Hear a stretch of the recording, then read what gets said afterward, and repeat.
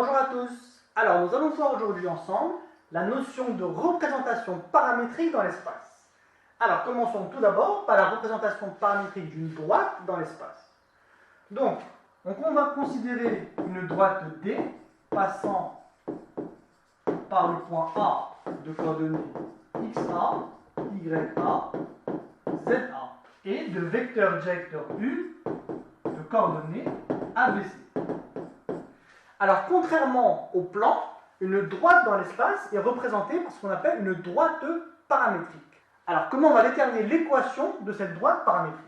Donc, si on considère une droite donnée, donc, qui passe par le point A et qui est dirigée par le vecteur directeur U, alors si on prend n'importe quel point M appartenant à cette autre droite, on va avoir la relation vectorielle AM est égale à T fois le vecteur U, avec T, c'est notre paramètre donné. Donc, si on va transposer maintenant cette relation vectorielle sur chacune des composantes, on a ainsi x moins xa, qui est égal à T fois la première composante du vecteur U, donc T fois A.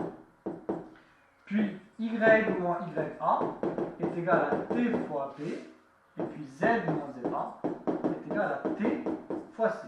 Donc, c'est équivalent à dire que x est égal à xa plus at, y est égal à ya plus bt, et z est égal à za plus ct.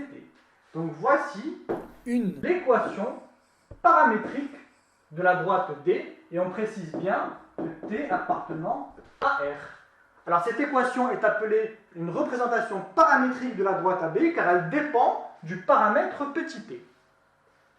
Alors, si on vous donne maintenant, dans le cadre d'un exercice, une équation d'une droite paramétrique, alors vous pouvez déterminer directement un point appartenant à cette droite en prenant les trois composantes qui vont être situées de ce côté-là, donc xa, ya et za, et les coefficients qui multiplient le paramètre a, b, c, ça va correspondre aux coordonnées d'un vecteur directeur de cette droite paramétrique.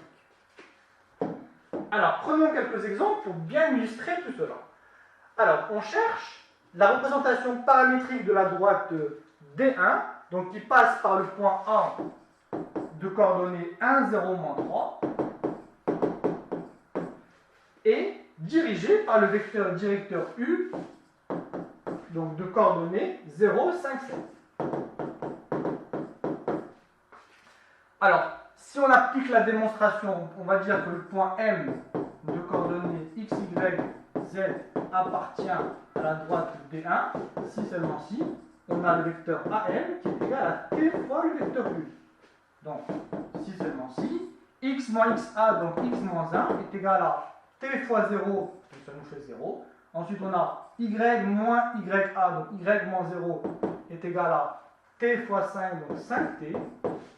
Et z moins 3, donc plus 3, est égal à 7t.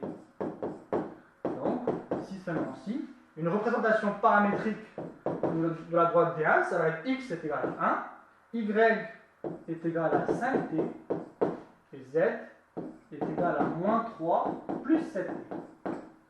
T appartenant à R.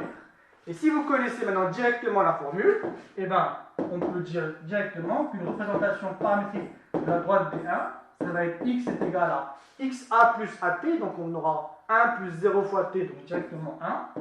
Y est égal à ya plus bt, donc 0 plus 5t, on va avoir 5t. Et z est égal à za plus ct, donc moins 3 plus 7t. Voilà, avec t appartenant à R.